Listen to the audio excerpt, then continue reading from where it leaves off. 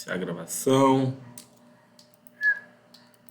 Então, pessoal, o objetivo agora é darmos um panorama aí dessa disciplina, né? O que veremos ao longo desse semestre. E eu vou dividir. Você pode pensar essa fala aqui, essa apresentação, em duas partes. A primeira eu vou buscar dar elementos que comparem as duas integrais, a integral de Riemann com o que aprenderemos na integral de Lebesgue. Isso mostrar a vantagem e desvantagem de uma em relação à outra. E numa segunda parte, eu vou tentar dar uma olhada para o programa e tentar dar uma visão informal do que se trata cada um dos temas. Tá ok? Então, indo então para essa primeira parte, a gente pode fazer aqui Vocês estão vendo a minha tela, né? Então, a gente tem aqui um paralelo aqui de Riemann, a integral de Riemann e a integral de Lebesgue.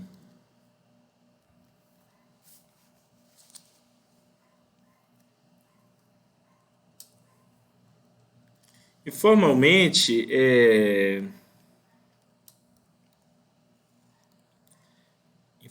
você pode pensar que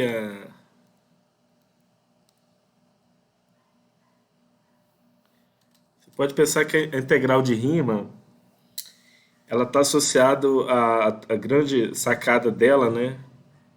Está associada ao método de exaustão, né?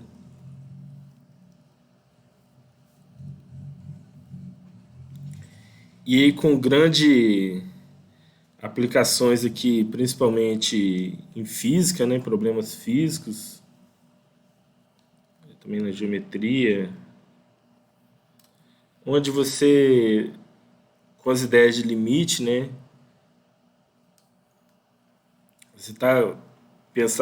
Você conseguia materializar a ideia de áreas, volumes, e essas coisas têm interpretações dependendo da função que você está considerando lá tem grandes aplicações aí na física, né? E aí você pode grandes nomes aqui contribuíram aqui, né? Você pode pensar no Newton, tem as contribuições do Newton, o Leibniz e outro nome aqui é o Doxus, Arquimedes. Então é uma coisa, é uma teoria antiga, né? E a integral de Riemann, vocês bem lembram, nada mais é do que você tem um contexto assim, uma função definida no intervalo AB,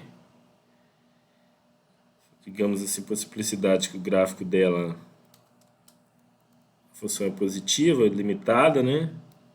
Você começa assim, né? Você tem uma função positiva e limitada. E aí vou falar de onde vem essa ideia da exaustão, né? E aí o que você faz é considerar que uma partição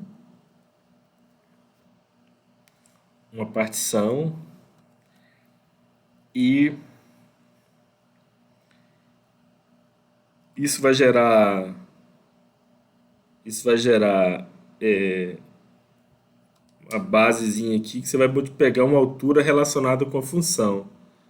Você poderia, por exemplo, tentando um problema de aproximar a área, fazer uma aproximação por falta. Então você pegaria o mínimo da função nesse intervalinho e você faria esse produto aqui dessa base por essa altura, fornecendo esse retângulo aqui para aproximar. Nesse segundo retângulo, você pegaria o menor valor que a sua função assume nesse intervalo, provavelmente vai dar uma coisa aqui assim, e assim e assim você tem, você vai obtendo aqui uma expressão, vou fazer mais uma aqui, uma aproximação. Isso aqui é uma aproximação por falta. A ideia de rima é isso, né? Eita.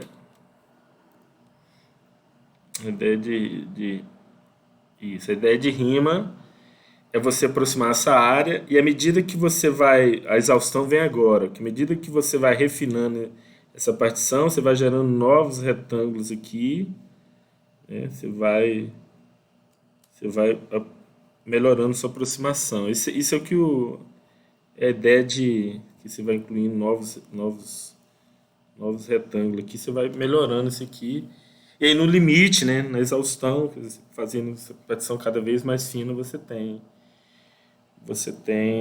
o que a gente chama de integral de rima, né? Isso aqui, na verdade, é integral inferior, integral superior se você aproximar por excesso, né?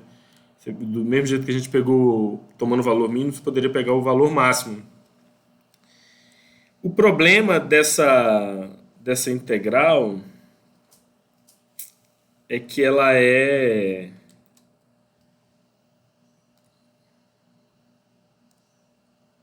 O problema aqui, o ruim aqui, é que ela. O ruim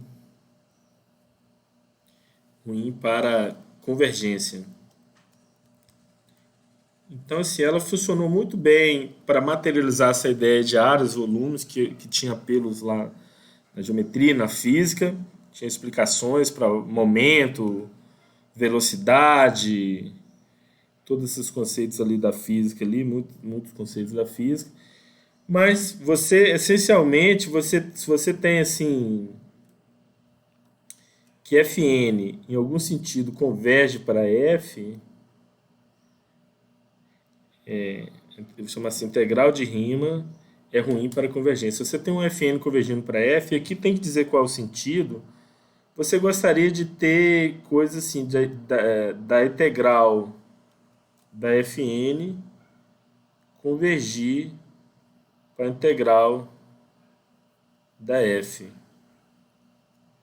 Quer dizer, você gostaria que isso aqui acontecesse, né? Você tem o Fn convergindo para F, a integral da Fn. Essa expressão aqui você pode ver de uma maneira alternativa. Isso aqui está dizendo que você está permutando o limite, né? Está dizendo que o limite, esse aqui é o limite da integral de Fn, né? Limite aqui em n, integral de Fn é igual a f é o limite da Fn. Você gostaria que o sinal da integral permutasse com o limite. Quando você estuda convergência, e aí quando você vai desenvolver teoria, e por que essa coisa é boa? Para que você quer isso? Para que você quer fazer esse tipo de coisa? Exatamente quando você quer ir para problemas de convergência, por exemplo, análise funcional. Você tem muitos na verdade na verdade a sua fala mais geral, por que você quer isso? É para obter teoria, né? Resultados teóricos. Por exemplo, esse modelo, convergência de modelos, né? É muito usual, se de um modo geral você pode pensar que pensando de maneira abstrata, se você pensa com um EDP, uma equação diferencial, modela algum fenômeno físico, é natural, muito comum você ter discretização. O que você consegue observar, o que você consegue pegar de amostra, são coisas discretas. Em algum sentido, eu gostaria que quando você pega amostras grandes, quando você refina o seu modelo, quando você simula mais alguma discretização, você quer de algum modo garantir que você está convergindo para aquele modelo contínuo seu. Quer dizer, qualquer coisa que você tente colocar o computador para resolver, o que você está fazendo é, de alguma forma discretizando o seu problema. E é uma pergunta natural é se isso, quando você melhora a sua discretização, você refina ela, você está indo para o seu problema contínuo. E aí você pega, por exemplo, assim, vamos falar assim, o problema de previsão de tempo. Previsão de tempo é a equação de Navier-Stokes, que modela a evolução de correntes de vento, né? A velocidade das partículas, tal, sujeito à interação, não sei o que, densidade. Você tem uma equação específica que modela isso. Só que essa equação é um problema do milênio, Instituto Milênio, o Clay Institute, dá US$ 1 milhão se você provar que existe soluções suaves em R2 ou R3. Isso é um problema de US$ 1 milhão. O pessoal sequer sabe se tem ou não, né? Se provar que existe ou não existe, né? Se dá um resultado decisório sobre a solubilidade de R2 e R3 para essa equação. No entanto, ela tem grande aplicabilidade. Por exemplo, previsão de tempo usa essas equações. O que o pessoal faz é discretizar essa equação. Discretizar, você pode pensar assim, a derivada no ponto é, é a variação instantânea, né? A taxa de variação instantânea. Você pode substituir essa derivada por uma secante. Então você tem versões discretas para derivada. Então quando você pega, por exemplo, o Laplaciano, que a derivada envolve os derivados segundos, então você faz a derivada discreta da derivada discreta. E aí você pensa a secante com um espaçamento cada vez menor. Então você gostaria que, em algum sentido, você convergisse, né? Então essas equações diferenciais elas estão aí na praça modelando fenômenos de transmissão, difusão de calor, corrente de vento, propagação de ondas. E é muito natural também você estar no contexto de coisa discreta querer convergir. E a equação, voltando aqui, a integral de Riemann é ruim para isso. Ela não se comporta bem. Por que, que ela é ruim?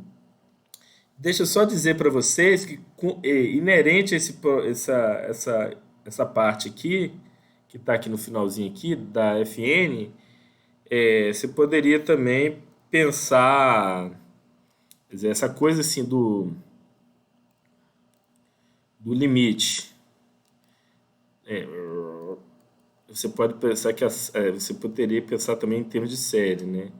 A integral, a série. Ih, merda. A série da integral das Fn, a série que de 1 até infinito. Isso aqui, você convergir somas espaciais, né? Você passar para dentro, né? Isso ele vem aqui para dentro, né? De 1 até infinito. Você gostaria de coisas desse tipo. Estou dizendo que essa parte final de limite também você poderia ver como o mesmo problema, quase, né, equivalente, você pensar, permutar séries, né? Que séries nada mais é que limite de somas parciais. E, bom, você pode ver o seguinte exemplo, assim. Primeiro, assim, deixa eu fazer duas coisas para justificar essa coisa que é ruim, tá? Deixa eu dar uma palhinha porque mostrar, deixar claro para vocês por que essa coisa é ruim. Por exemplo, o resultado que você tem no contexto de integral de Riemann, sempre integral de Riemann, eu não falei ainda integral de Lebesgue, né? Integral de Riemann que você precisa é muito exigente. Ponto é esse.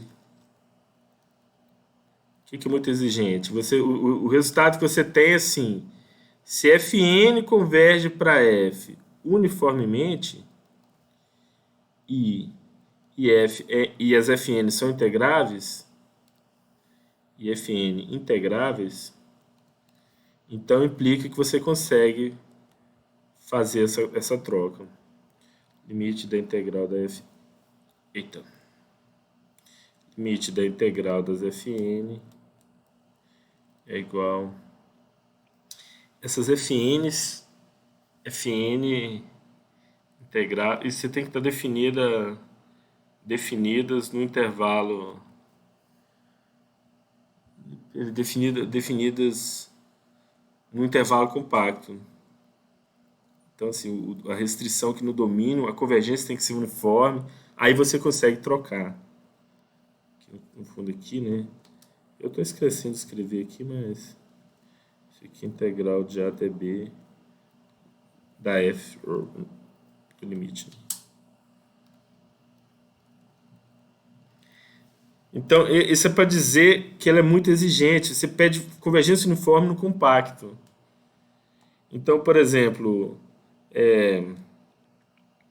você pega, por exemplo, você tem um resultado mais recente, se eu olhar aqui na minha cola, um resultado de Arzelá, que ele dá uma alternativa aqui, ele faz um resultado, você pede convergência, você pede então Fn também num compacto para R, convergindo pontualmente para F. Mas você exige que as Fn e a F são integráveis e as Fn são limitadas na norma infinito por uma constante m. Isso aqui, aí você tem um contexto que você tem que vale estrela. Estrela é essa coisa aqui. Tá? Então, assim, isso é para dizer que a coisa é muito exigente. Então, por exemplo, deixa eu dar dois exemplos aqui. Exemplo, se você pega assim, vamos pegar uma enumeração dos racionais do intervalo 0, 1, tá? Então vamos pegar aqui Q intersectado com o intervalo 0, 1. Esse aqui é o exemplo A.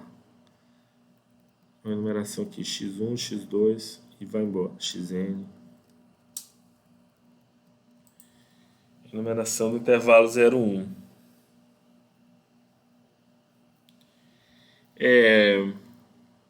Aí você define Fn de x para ser indicadora do xn. Então ela é 1 ou 0. 1 se x é igual a xn e 0 se o x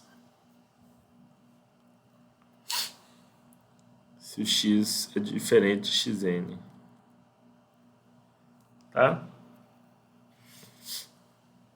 O que acontece aqui é que as Fn são integráveis.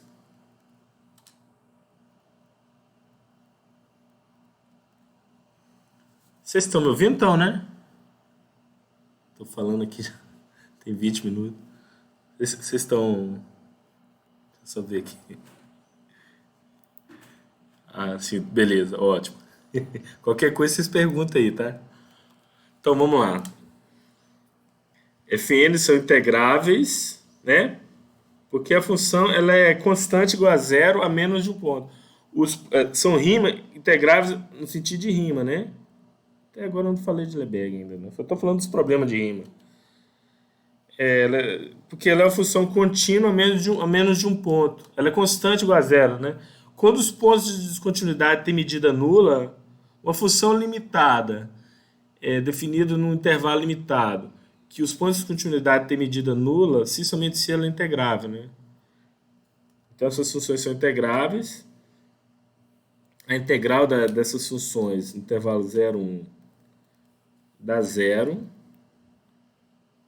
No entanto, não vale. No entanto, você não vale essa propriedade aqui, né? Vou chamar isso aqui de asterisco. Não vale asterisco. Asterisco é essa primeira equação aqui. Esse aqui que é o asterisco. Não vale o asterisco. Por quê? Porque quando você tem... Por que isso é verdade? Deixa eu ver esse azulzinho. A justificativa aqui é que quando você faz a série de Fn, se você faz isso aqui é a função Q1 nos racionais, intersectado com 0, 1, né? Eita, ficou meio cagado isso aqui. Aos racionais, né?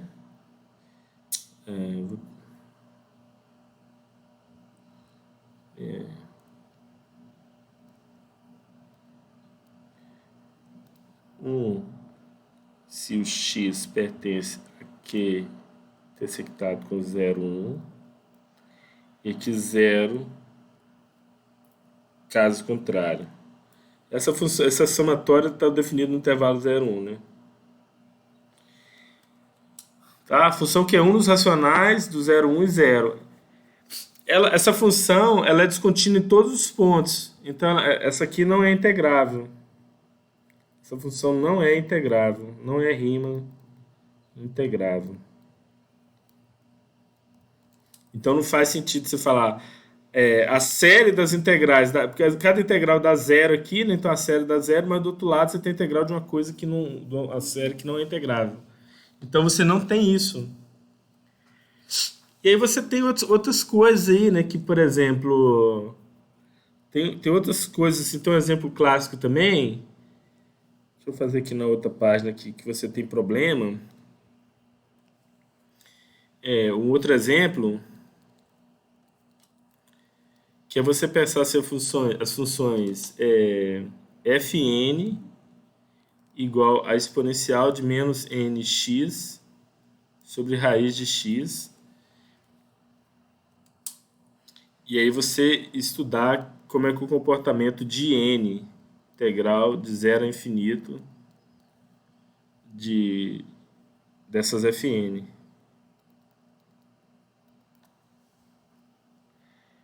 Nenhum daqueles dois teoremas, eles resolvem a sua vida. A pergunta aqui é que, e n vai para algum lugar? Quando n vai para infinito? O que está acontecendo com a sequência dessas integrais quando n vai para infinito? Existe? Converge? Essa Fn, essa função Fn, ela converge para a função f, que é a função identicamente nula, né? Estou correto? Fn de x, quando você faz o limite n... Isso. É porque o x aqui é positivo, né? O x é maior ou igual a zero, né?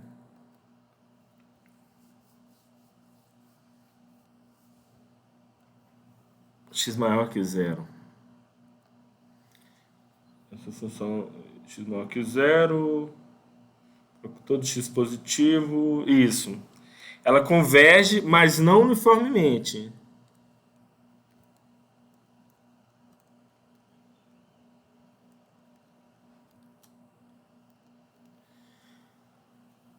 Tá? Isso é um exercício aí para vocês mostrar que essa convergência não é uniforme. Então você não pode usar aquele teorema que fala da uniformidade. Por outro lado também,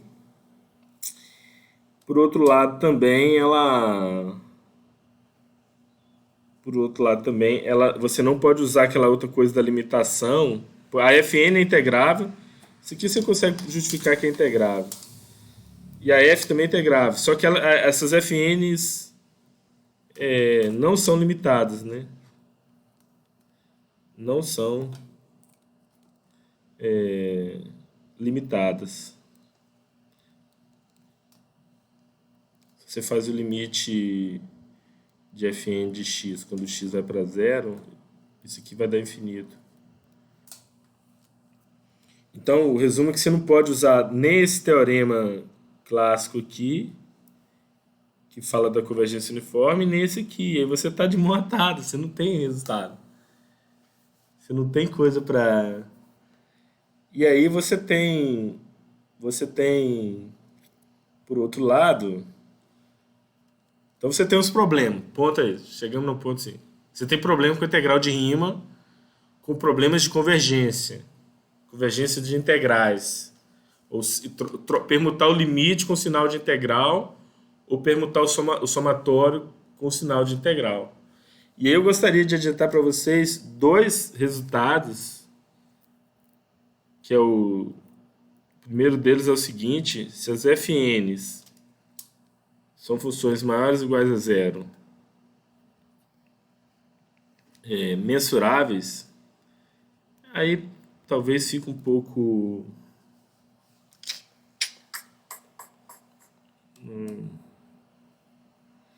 Talvez fique um pouco assim...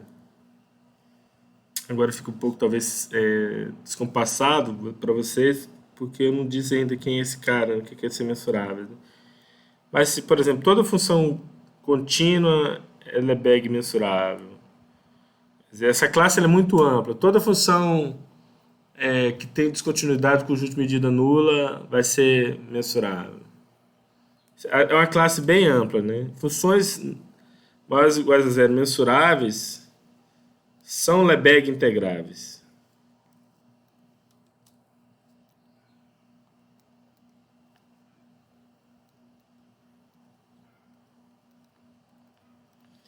E você tem que e vale a integral da série.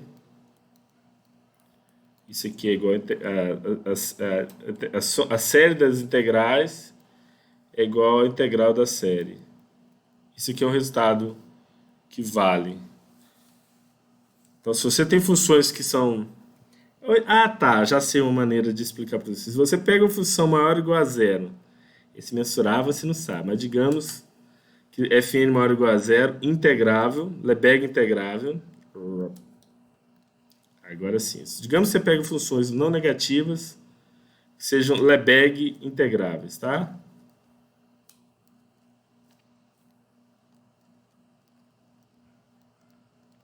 No sentido de Lebesgue, que eu nem defini ainda, mas você tem o seguinte resultado.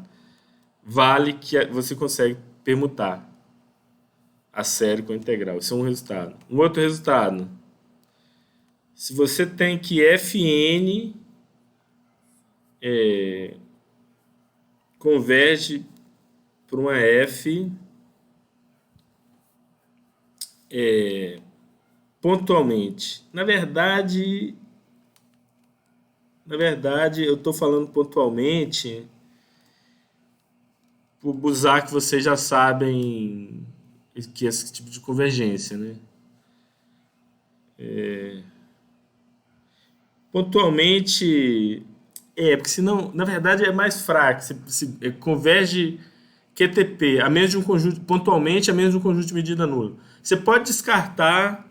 Eu vou colocar aqui, eu vou tentar, como quase certamente, vou colocar assim para dizer assim: se você quiser entender só pontualmente, você já vai ter, teoricamente, um impacto já, que a ferramenta ela é melhor. Mas é uma coisa mais fraca ainda.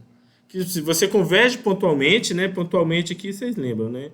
Você olha para a sequência numérica Fn de x e que converge para f de x quando n vai para o infinito. Mas você não precisa ser em todos os pontos. Você pode descartar alguns. Na verdade, descartar um conjunto de medida nula. Então, é uma coisa mais fraca que convergir pontualmente. Se você converge, se todo ponto do seu domínio isso aqui vale, então você atende esse quase certamente. É uma coisa mais fraca, tá? Mas por enquanto, se você quiser pensar que é só pontualmente, então o segundo resultado é o seguinte: Fn integrável, Lebesgue integrável,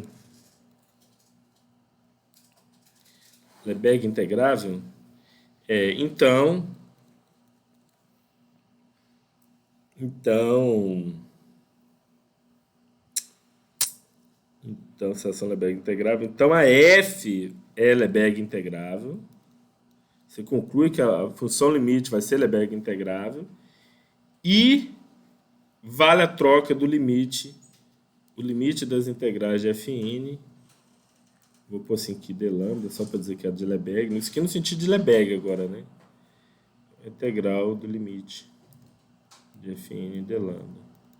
Isso aqui é um dos primeiros teoremas assim básicos, muito importante, que é o chamado teorema da convergência dominada. Ah, faltou uma hipótese importante, né? Aqui não é só isso, converge mais fraco, mas você tem assim, vou colocar aqui hipótese. E você é controlado, Fn, você é majorado por uma função boa. Fn de x é menor ou igual a uma g. De novo, não precisa ser em todos os pontos. Tudo é quase certamente. Quer dizer, você pode, um ou outro ponto você pode falhar de ser dominado por uma função g integrável. Então, isso aqui é importantíssimo, né? Não posso esquecer isso não. Então você tem uma convergência pontual, na verdade é uma coisa até mais fraca que pontual, porque você pode descartar alguns pontos que estão estragando a sua brincadeira, desde que eles não sejam muito, tem que ter medida nula. E você é dominado, você é controlado, os FNs são controlados por uma G, que você tem, sabe a informação que ela é integrável. Então a consequência disso aqui bom, eu na verdade, então, na verdade assim, eu me bananei. Então aqui, as FNs e F, essas funções que Fn convergem posicionalmente, Fn mensuráveis. Esse aqui tá ficando meio cagado, né? Tô me bananando com vocês. Na verdade, se pede só para elas serem mensuráveis e convergindo pontualmente. Esse mensurável é aquele que eu evitei lá, né? Se você quiser pensar assim, se você pedir Fn integrável, também é até mais brando. Eu vou fazer isso para a gente ficar. O resultado do teorema da convergência dominada, ele é para funções mensuráveis, né? Eu vou colocar uma versão wiki aqui para dizer, só para eu acho que vai ficar mais razoável. Se você pega as FNs integráveis, então eu vou fazer uma versão fraca aqui para você. Então a F é integrável. Você tem esse resultado, né? Se você pega uma sequência de funções que são integráveis, que convergem pontualmente para uma F, e essa sequência é limitada por uma G que é integrável, então a função limite é integrável e você consegue trocar o limite. Isso é uma versão fraca, né? Porque na verdade você precisa pedir para as FNs ser integráveis. Então, o resultado dele é mais forte do que isso que eu estou dizendo. Então isso aqui resolve esse problema, por exemplo, dessas funções aqui, né? Que você não consegue, como a função não é limitada, você não consegue limitar ela por uma constante, como exige aqui, né? Você tem que, aqui, o Riemann você pede uma constante. Lá você troca essa limitação em vez de uma coisa constante por uma função. Então, a primeira observação é isso. A integral de Lebesgue ela é muito mais robusta nesse sentido de convergência. Um segundo aspecto que eu queria comentar com vocês, depois eu qualquer coisa eu dou mais detalhes aí, não sei se vocês queriam fazer um comentário aí até agora. Mas um segundo aspecto é a ideia da integral abstrair, a ideia da integral abstrata, né? Abstrata. Isso aqui é como se fosse assim uma segunda vantagem que eu gostaria de pontuar para vocês. Segunda vantagem da integral de Lebesgue. É uma segunda vantagem dela. O que é o seguinte,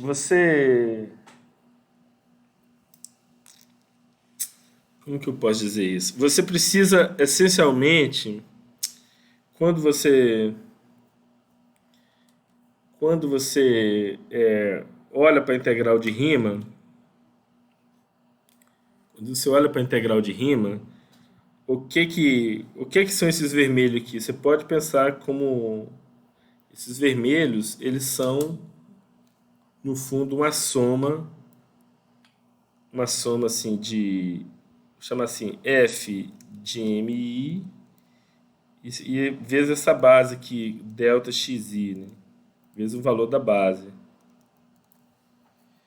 Então você tem a área de retângulos, que são, você mede a base e multiplica pela função, o valor da função. Isso aqui se transforma em I. No fundo, você tem o quê? Mede base e multiplica pela altura. Então, quando você vai para a integral de Lebesgue, você constrói um espaço de medida. Um espaço de medida. Que vem a ser o quê? O que seria o domínio das suas funções, que seria uma classe de conjuntos que você vai medir. Isso aqui é uma coleção de subconjuntos de X. E aí você tem os adjetivos que eu não quero falar agora, que na verdade vai ser uma sigma álgebra, né? É uma coleção que tem alguma regularidade, por exemplo, se pega uma quantidade inumerável de elementos aqui, a união deles vão estar aqui. Se você pega um conjunto complementar, esses vão ser tipo assim, quem são os conjuntos que você vai ser capaz de medir? E, e finalmente você precisa de uma função que mede, chamada de mi. Essa mi, ela vai agir nessa coleção de conjuntos sua aí, né?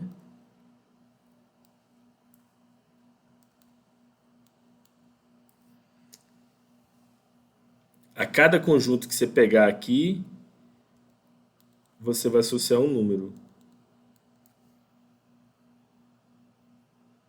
Então, assim, uma maneira simples de você pensar isso é, por exemplo, as ideias iniciais de Lebesgue foi você pensar assim, fazer assim, vamos pensar alguns exemplos, tá? Vou dar alguns exemplos aqui. Isso aqui, na verdade, vai ser uma sigma álgebra, né?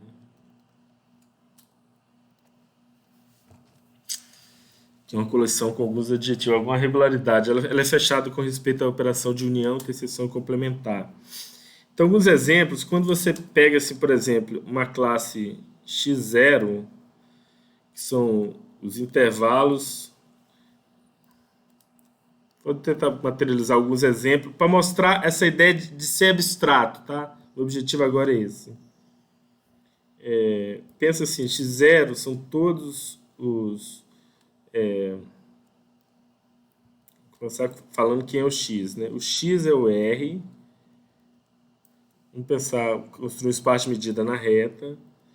E aí vamos pensar inicialmente, não quem vai ser essa sigma álgebra, porque eu não defini sequer para você. No x0, vão ser uma coleção mais simples. Vão ser os conjuntos S contido em R, tais que S é intervalo finito,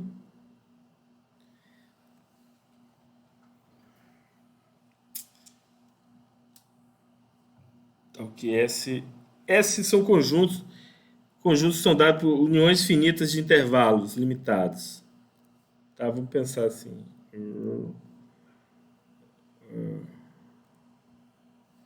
Então, vou pensar uma classe inicial que x0, que vão ser os conjuntos, vou chamar assim de S contido em R, tal que S é dado por uma união finita de uma Tn. Eu estou pensando assim, quem são os conjuntos que eu consigo medir, né? Ter uma ideia de medida, né? De intervalo IJ. É uma união finita, união disjunta, tá?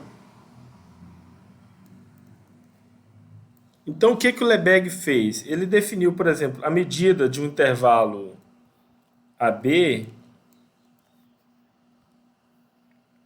ela vai ser a mesma medida do intervalo aberto AB, que vai ser o B menos A, que é o que você faz no Riemann. O Riemann ele mede o intervalo AB como B menos A. E aí, quando você pegar um lambda de S, um S nessa coleção x0, ele é união finita, né? Quer dizer, a medida de um... Você consegue, né? Você sabe medir intervalos, como se fosse a nossa régua, a ideia intuitiva que a gente tem aí.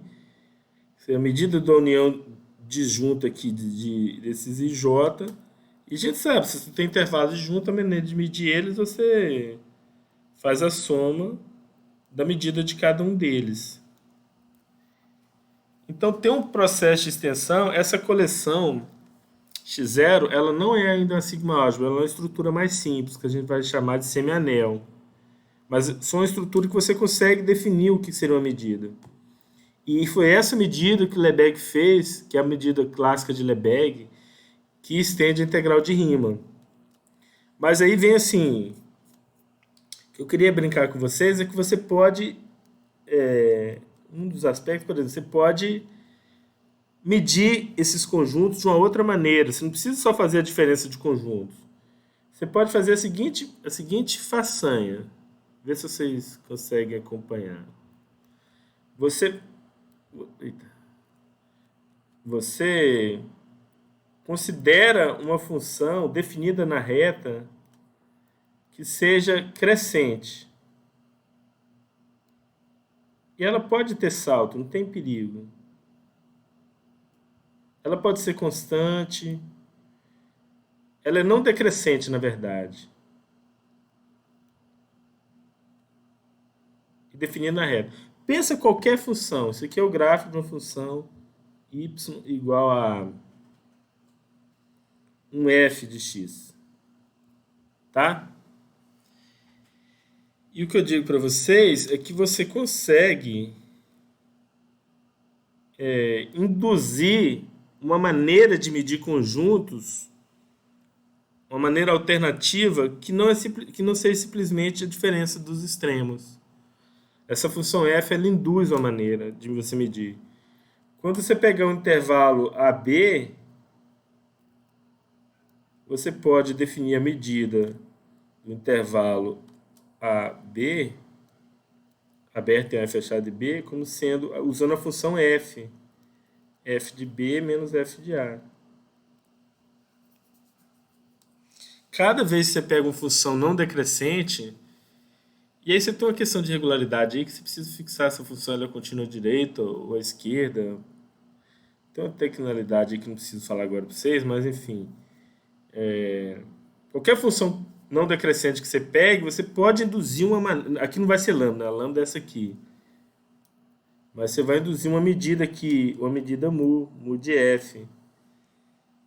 Em x0, porque você sabe medir um intervalozinho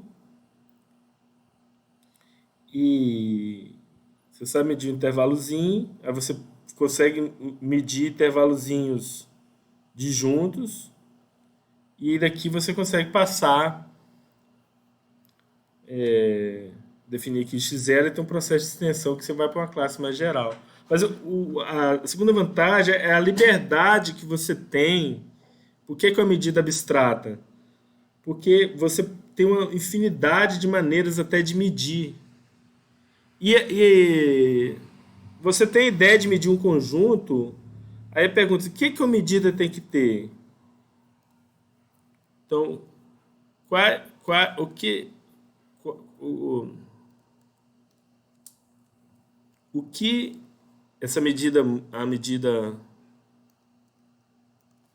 me precisa atender, né? Precisa cumprir.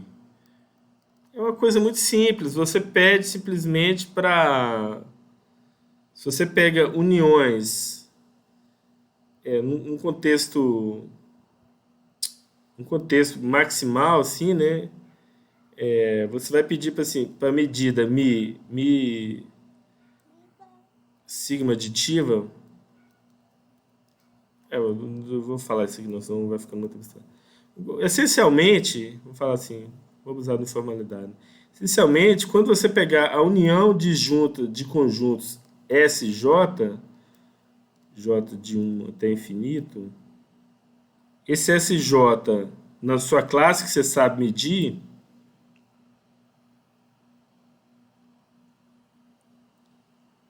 você pede a única coisa, esses caras aqui disjuntos, essencialmente, na definição de medida, o que você pede é uma função, né? É uma função que toma valores aqui em R, que está definida na classe de conjuntos, e quando você avalia ela numa união infinita, o valor dessa medida se separa com uma série, a medida de cada um desses conjuntos. Bom, tem alguns adjetivos que às vezes Isso aqui seria a medida sigma aditiva. Você tem medida finitamente aditiva, que ela cumpre isso só para as uniões disjuntas finitas. Você tem uma maneira de o quando que uma maneira ela se ela cumpre a coisa finita, como que a gente garante que ela vai cumprir essa coisa finita? Mas essencialmente, o que eu quero dizer para você assim, no suprassumo uma medida é uma função que cumpre essa coisa. Então você pode abstrair também a maneira do contradomínio aqui também. Não precisa ser o R. Na verdade, você pode ser, em geral, você pode pensar aqui um espaço vetorial. Você poderia ter uma medida vetorial.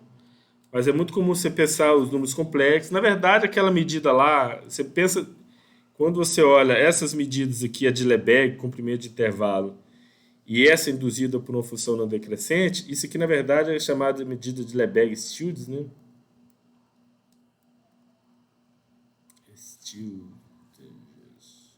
Pô, tem uma chance de eu ter escrito isso aqui errado, vou colocar entre aspas. Essas medidas, a medida de um conjunto é sempre, na verdade, que nem é os números reais, né? Aqui são os números não negativos, a medida de um conjunto não positivo.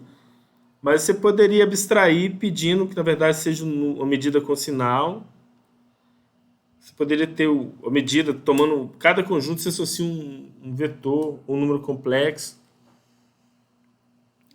Por exemplo, às vezes você quer interesse. Às vezes você pode pedir uma medida inteira, né? Tomando valores em Z, nos naturais.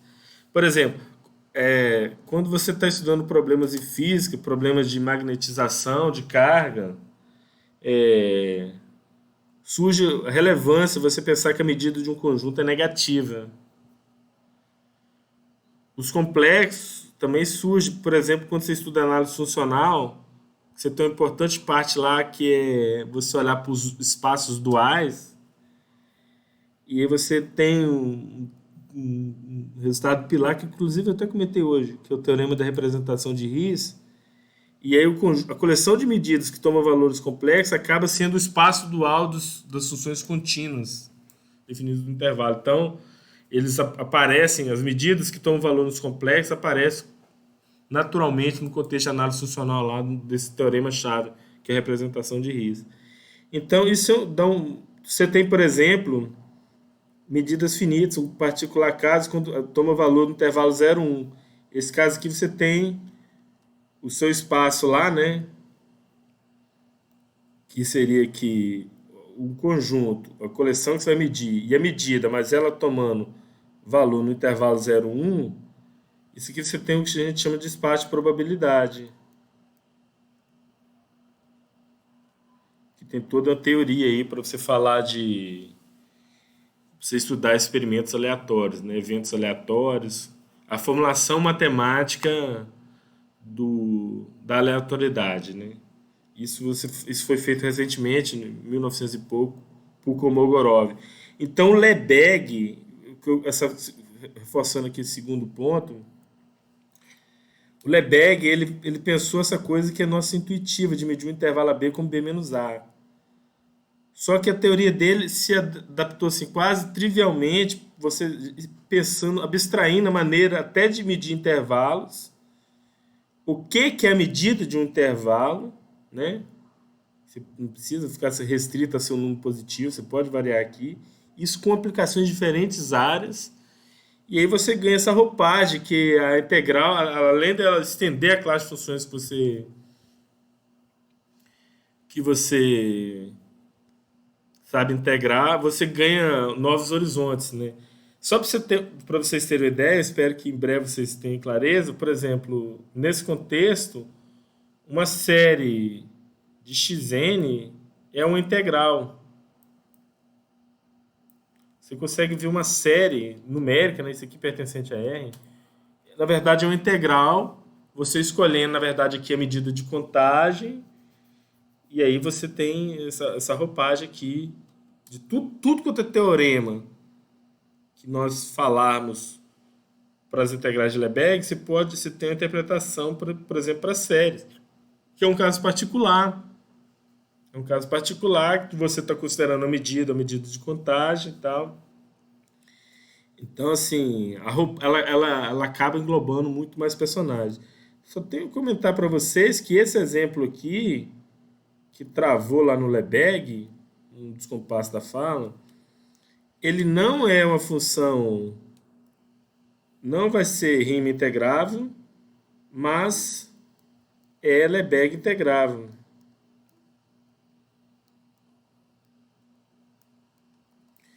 Porque as FNs são integráveis, né? E elas são limitadas pela função constante igual a um.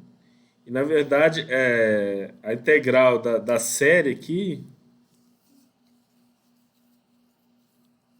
quer dizer, a integral da série aqui das FNs aqui, dx, no sentido de Lebesgue, vamos usar o lambda, 0,1. Isso aqui vai dar zero, no sentido de Lebesgue. É claro que tem umas observações. Quando você vai para. Então, deixa eu só pontuar assim para vocês. Já está chegando uma hora, vamos para as considerações finais. Então, primeiro, assim, a integral de rima, ela tem umas limitações quando você começa a explorar, quando você vai para o ramo de convergência, essencialmente o problema que surge naturalmente de trocar o limite com o sinal de integração, ou então uma série, passar a série de fora para dentro do sinal da integral. No sentido de rima, isso é muito restrito. Em geral, você pede coisas tipo convergência uniforme, então uniformemente limitada e tal. Você impõe muita coisa. Isso é um entrave para a teoria, para a rima. Rima foi muito útil lá atrás, quando formulou esses conceitos físicos, de um ponto de vista mais encorpado, né? Na verdade, de fato, muitos daqueles nomes que eu citei são até físico-matemático, por vezes até físico considerado aí, né? Então você tem essa limitação. Então a Lebesgue, ela corrige isso essencialmente com esses dois resultados, né? Que na verdade com uma roupagem um pouquinho mais geral. Na verdade, esse aqui é uma versão fraca, né? O teorema da convergência dominada. Isso aqui tem a ver com o teorema da convergência monótona, mas também num contexto um pouquinho mais geral. Então eles resolvem esse problema aí de. Eles dão mais liberdade para a questão da convergência. E um segundo aspecto que eu acho assim, também muito impressionante, que é esse caso você pensar a integral de um ponto de vista abstrato. Seja na maneira. Essencialmente a maneira de você medir. O que é a medida, né? O que você precisa para você definir uma integral? Precisa de uma medida. E a medida precisa cumprir o quê? Essencialmente, ela precisa cumprir essa propriedade aqui. Cadê? Tá onde? Aqui, né? A medida, essencialmente, ela precisa cumprir essa propriedade de separar uniões de juntas. A medida da união de junta é a soma da medida de cada um deles. Isso dá uma liberdade para você variar quem é o contradomínio, e isso aí vai te dando muitas amplitudes de conceito, que você dá uma roupagem de abstração para essa integral.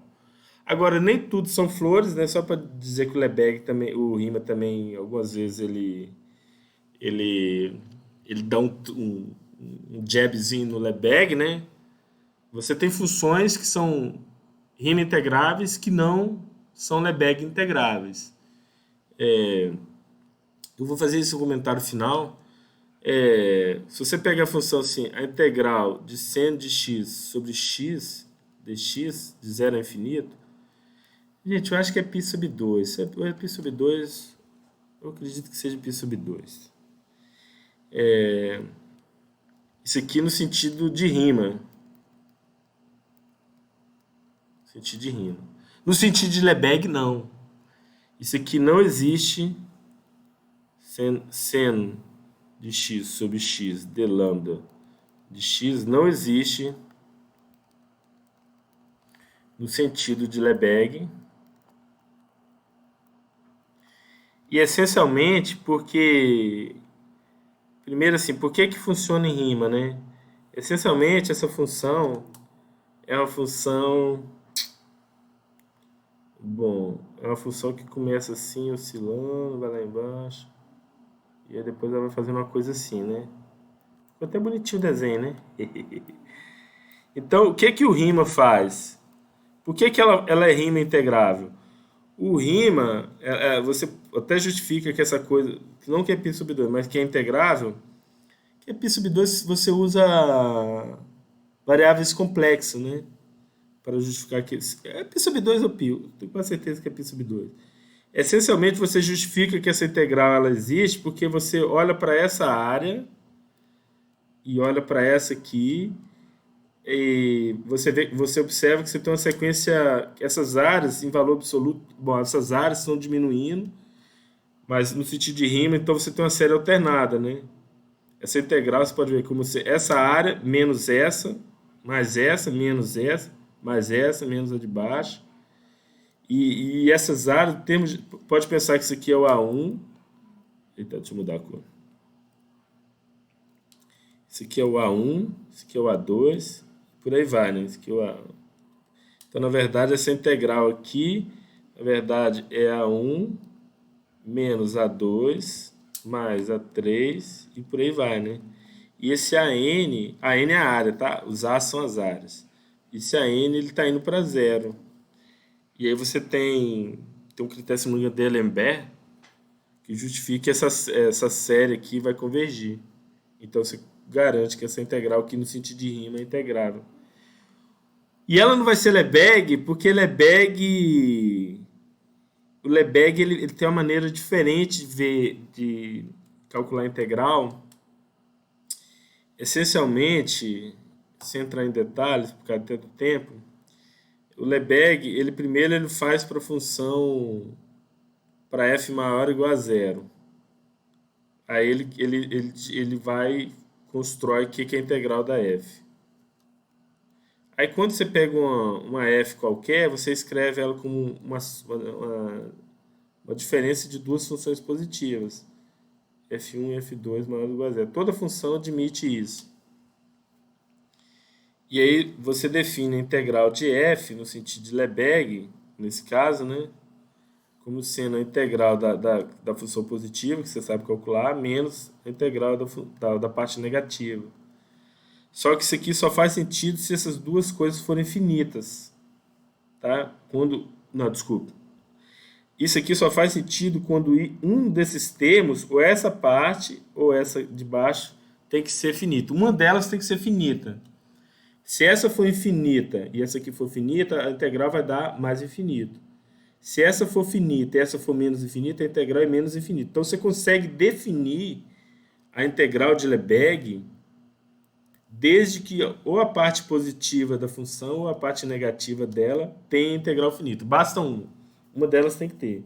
Aí você consegue dar um sentido. No caso de Lebesgue, no caso dessa função aqui, bom, a gente vai fazer com detalhes essas coisas, né? Isso aqui é informal. Essa coisa não vai ser Lebesgue integrável, porque quando você olha para, se você olhar para essa parte que está acima aqui, que seria a parte positiva de seno de x sobre x, a série vai dar infinito. Estou terminando aqui, meu amor. A integral vai dar infinito. A parte positiva e a parte negativa dessas funções está dando infinito. Então, essa é a razão que não vai ser Lebesgue integrável. Então, é um caso que é rima, mas não é. Mas é o caso que você está indo para integrais impróprias, né? Então, pessoal, deixa eu encerrar esse vídeo para a gente nos despedir. Espera um pouquinho aqui, deixa eu vir aqui.